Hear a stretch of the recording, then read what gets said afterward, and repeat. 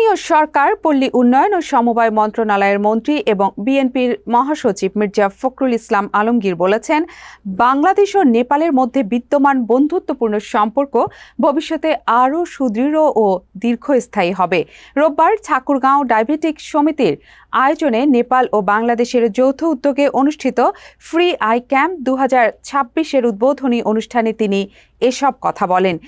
আমরা একটা medical college এখানে স্থাপন করতে যাচ্ছি। মির্জা ফখরুল বলেন, দুই দেশের পারস্পরিক সহযোগিতা ও সৌহার্দ্যপূর্ণ সম্পর্কের মাধ্যমে জনগণের কল্যাণ এবং উন্নয়নের নতুন দিগন্ত উন্মোচিত হবে। মন্ত্রী বলেন, ঠাকুরগাঁও সহ বাংলাদেশের মানুষ অত্যন্ত পরিশ্রমী ও মেধাবী।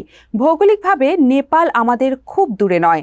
সীমান্তবর্তী ও প্রত্যন্ত অঞ্চলের অনেক দরিদ্র মানুষ অর্থাভাবে চোখের সুচিকিৎসা নিতে পারেন না। এই চক্ষু শিবিরের মাধ্যমে অসংখ্য মানুষ উপকৃত হবেন।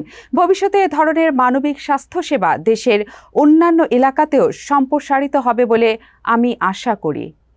ATV USA, বিশ্বজুড়ে বাঙালিয়ানা।